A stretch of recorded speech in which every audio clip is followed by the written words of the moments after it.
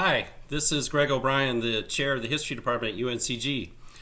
This message goes out to all of our graduates from our BA program, our BA with a social studies licensure program, our MA program, our MA with a concentration in museum studies program, and our PhD program. Congratulations. When this spring 2020 semester began, I had no idea we would be meeting like this to end the semester. Normally, we would have an in-person history department commencement ceremony, and I would be shaking all of your hands. Unfortunately, of course, we can't do that. Instead, we wanted to send a message of congratulations, and we hope to have a real ceremony in December. If we are able to do that, we will be in contact with you and invite you to attend our real commencement ceremony in December. I want to share with you some numbers and some thoughts today, briefly. I'm not going to take up too much of your time, but you've been part of a kind of a resurgence of history here at UNCG, and we want to thank you for that. Our graduation numbers, including this past December, this May, and this coming August, we will have 74 undergraduates receive their degree and 21 graduate students, MA and PhD. There are also 5 new Phi Alpha Theta History Honorary Society initiates, and we are very proud of you all as well.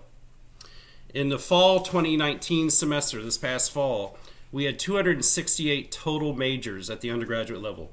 200 of those the BA, and 68 of you history majors in social studies licensure.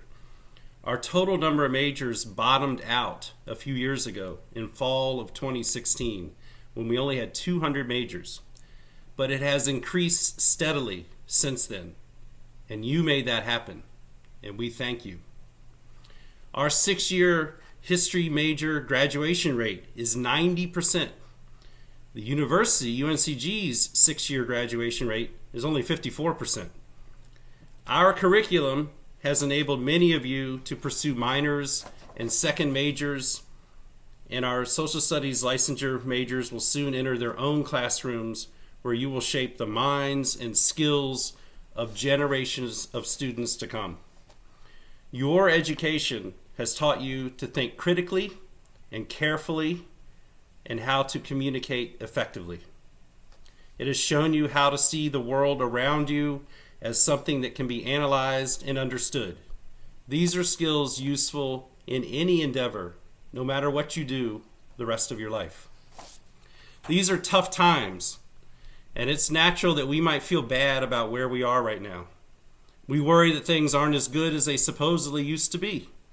But rather than looking back to decide how much better or worse off we are now, we can look back in order to gain new perspective on ourselves, to find inspiration in how others have faced great challenges. As you know, human history is full of wars, disasters, hardships, and oppression. But it is also full of people who persevered or who sacrificed to help others, people who cared about more than just themselves, and people who lead or join others to enact change. Graduation truly is one of the highlights of the academic year for both students and faculty. To all graduates, I regret that we won't be able to celebrate you in person. Especially, we won't be able to meet your family and friends, at least not yet. Our physical distance will not diminish the pride we have in you and your accomplishments as graduates of our department. You are the reason we do what we do, and you will always hold a special place in our thoughts as a class that finished under the most unique set of circumstances any of us have ever experienced. Be proud of that uniqueness. And again, congratulations.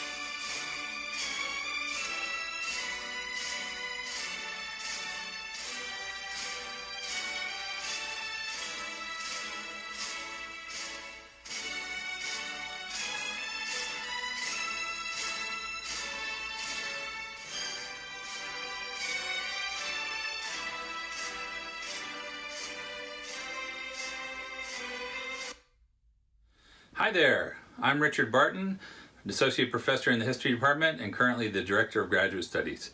And I'd like to wish you a warm congratulations to all of our students, undergraduate and graduate, who are completing their degrees this spring or who may do so this summer. Congratulations again, you've done amazing things and we're very, very proud of you. Since I'm the Director of Graduate Studies, I'm going to be talking for a few minutes about the graduate programs and directing my comments towards the graduate students. As I do so, I want you to recognize that these don't come merely from me, but they come from the entire department. All of our faculty, all 19 or 20 of us, our wonderful staff, including Christina Wright, Don Avolio, and especially Lori O'Neill, our staff person in charge of graduate studies. We all are very proud of you and wish you nothing but the best. Now, despite the anxieties of the pandemic and even more anxieties of the approaching job market, I want you all to take a minute and think hard about all that you've accomplished. It's really pretty amazing. We put you through your paces and you've all risen to the task. So again, it's a good time to clap yourselves on the back and not dwell so much on the anxieties of the present, but on all the wonderful things that you've accomplished. For example, for you traditional MA students, you arrived here in the fall of 2018, most of you, eager and a little uncertain about what graduate work in history was all about. And boy, did we throw it at you. All of those historiography classes, whether it be 510 or the colloquia, we were making you read a book a week in every class. And I know that that was tough, but you did it. And you learned how to dissect those books, to analyze them, and produce quality analyses going forward. So that's a real skill under your belt. You also did your first year research project, and then in the second year moved on to the major research project with your mentor. I'm sure the second year passed as something of a blur. It certainly did for most of us, right? The project had to get started in the fall. You had to finish initial parts by December and then write your major project going into the spring. On top of that, you had to assemble a comps committee and do your comps exams in March, all of while, at the end of this, of course, dealing with the COVID-19 virus. That's a lot to do, and we're very proud of you, and we wish you all the best going forward. I'm going to say now a word about the PhD students.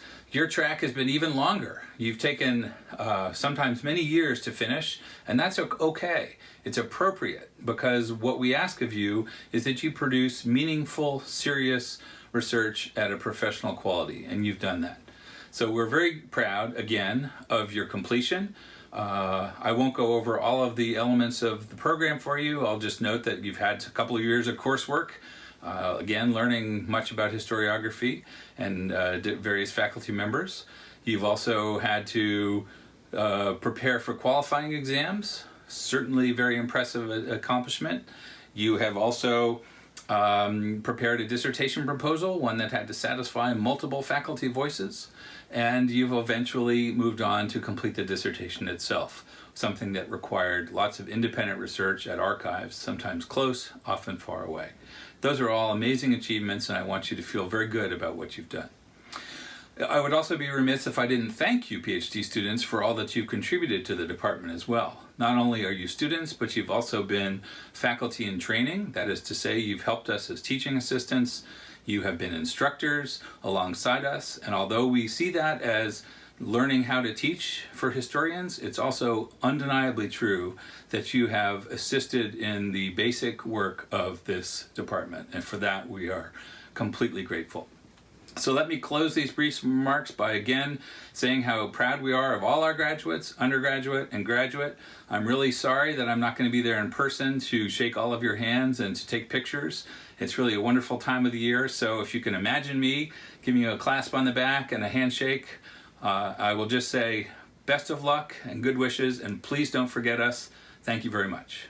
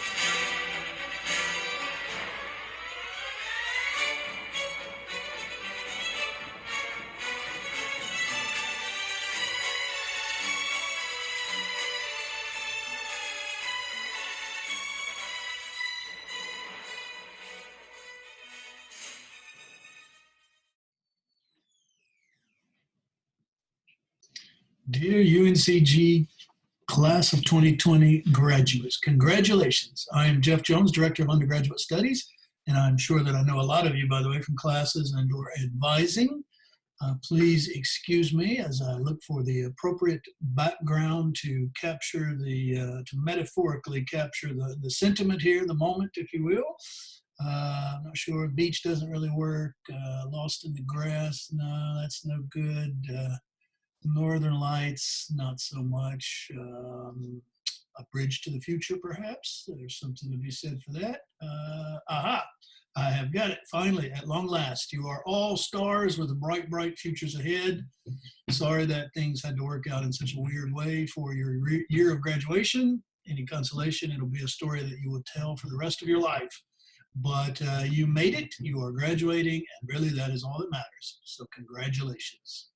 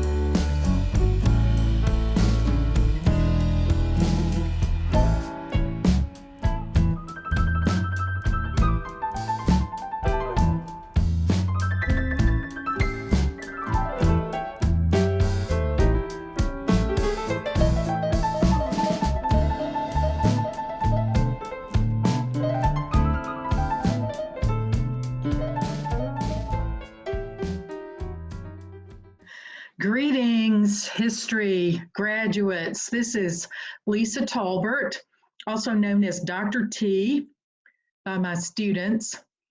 I'm really excited to be wishing you congratulations on this graduation. I thought maybe as class of 2020, you might be interested to see what was happening 100 years ago with the graduating class of 1920. They also experienced a lot of global events in their lives as students. They started as freshmen in 1916 and graduated in the spring of 1920. And they wrote a history of their class experience for the Pine Needles yearbook in 1920. And I thought you'd be interested to see how their experience compares in some ways to what you're going through. We have this unprecedented social distancing graduation that you're experiencing. But it's not the first pandemic to hit campus. The seniors of the class of 1920 talked about the ways that their lives were shaped by the flu pandemic and also by World War I. So I thought you would be interested to see the class of 1920 remembered quarantines on campus. They wrote about the fact that they had no serious trouble with influenza themselves, but it was made possible only because we observed the strictest quarantine practically the entire winter of their junior year.